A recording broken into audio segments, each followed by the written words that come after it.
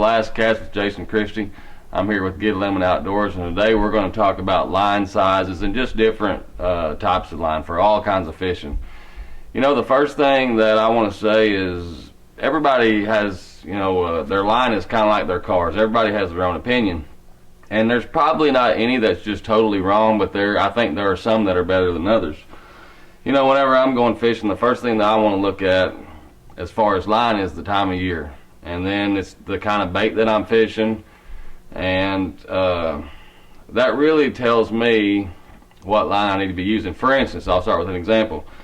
In the wintertime, the fish really don't fight that hard. I mean, I feel more confident, dropping down in line size than I do in the summertime. In the summertime, if you get one, on the edge of the dock, he's liable to run up and get in the dock and behind it and all that kind of stuff. So you probably need a little bigger line. In the wintertime, you jerk a rogue down the side of a dock, she comes out, gets it, and, she just kind of waters back. So in the wintertime, I think you can really get by with a lot lighter line. And one of the things that's important in the wintertime on light line is you want to be able to feel. The bites aren't so shocking in the winter. So if you go to a lighter line, you'll be able to feel a lot more. I got a few rods laying here. These are pretty much the rods that I use in the wintertime, and it's wintertime now, so I just pulled these off the deck. I actually went fishing yesterday. I'll go with the little jig. This is just a casting jig. Just a little booyah jig with a crop happy on it. This is a jig I go fishing. I can cast it. If I come up to a log, I can kind of flip it up there. But it's got 10-pound fluorocarbon. I mean, it's just Sniper Sunline. I feel confident with this. I get a bite. I'm going to get them out a lot of times. But I can really feel, yesterday I fished daylight till dark. It was 32 for a high, and I fished with gloves all day. So I need to be able to feel, and if you got 15 or 17 pound line on this, you're not going to feel that little bite. Yesterday, you would just lift it up, and it would never hit bottom. They would just come up behind it and get it. You really didn't know, so you just kind of had to guess. But I could feel a bite with 10-pound line. But I use Fluorocarbon 99% of the time, with the exception of Braid. I mean, I use Braid some, but as far as just regular line, I use Fluorocarbon. The only time I use monofilament, when I make my line order, I order one spool of 20 monofilament and one spool of 15, and all I use those for are leaders for a topwater. So pretty much everything that I throw in the wintertime is all Fluorocarbon, with the exception of the spin rod. I still use a Braid leader with a Fluorocarbon leader. Let's talk about line on a jerkbait.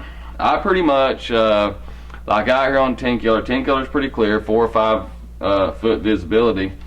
I use 12-pound Sunline Sniper, and the reason I do this is, one is I feel like I can cast 12 a lot further, and 12 is just a little bit stronger than 10, but I just know that it makes my bait float right. And on a rogue, you could probably get by with 8, because most of the time when you get one, he's going to come up to get the bait. So once you get a hook in him, he's away from all the cover.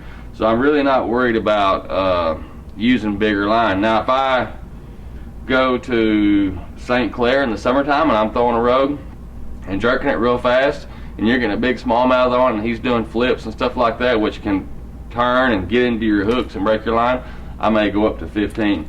But if you see me jerk baiting, 99% of the time I'm throwing 12. When I do go to Grand Lake, I usually go to 15. And the reason being is because a lot of casts up there will be made over a brush pile or down the side of a dock, and there's cables and things like that. And for one, you go to Grand Lake, it's going to take 4 to 5 pound average to win, and I want to make sure that I get them in. One of the things that I kind of believe in the wintertime, you can take it for what it's worth, I really believe the fish can't see that well. So I don't think it has anything to do with the fish seeing the line. I just think you need to get the best action. You need to be able to feel the bait. I throw a swim bait a lot in the wintertime. I haven't been able to catch them on it this year, but usually I do. And on this, this is a bait that it's around a structure a lot. And in the wintertime, I'll throw 15. I know that when I get a good hook set in one, he's coming up and he's going to come to the boat. He's not going to get me in any brush or anything like that. When I throw this bait in the summertime on Kentucky Lake or somewhere like that, Grand Lake, I'll go up to 17. You can't hardly break 17 fishing deep. I mean, I still want to feel that bite, you know. A swim bait bite, a lot of times it may be a 7-pounder, but he's going to feel like a crappie when he hits it. So I still want something that I can feel. But 15 is what I throw on that. You know, that's just another jerkbait rod. It's got 12 on it. Cranking. Cranking's one that I may vary. I may have, usually when I go wintertime fishing, I'll have 2 rods laid. I'll have one with 10, which is what this is, and then I'll have one that has 15. You know, if I'm cranking really up shallow, parallel on the bank, hitting a lot of rock, I'll throw 15 or 14, 16, you know, something in that neighborhood. But if I'm cranking, you know, something out off the bank where it's digging in the rocks and then it comes up and they're hitting it after it frees the rocks, then I'll throw 10. It just gets me about 10 will get me 2 to 3 foot deeper in the wintertime, and that's pretty important.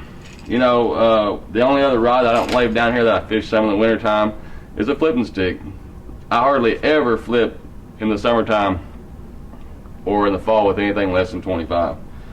But in the wintertime, I'll go down to 17 or 20. And like I said, it's only solely because when I flip up there and fish that jig out, I can feel that bite. You know, it's just a real subtle. A lot of times it's just that doesn't hit the bottom and you better be jerking.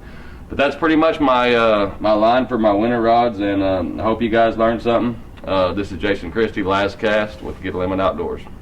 Get a Limit Outdoors, sponsored by Rigid Industries LED lighting, Cigar, always the best, Legend Boats, Ziploc, Bill's Marine, Muddy Outdoors, Brothers in Arms Game Calls, Lowrance, Find, Navigate, Dominate,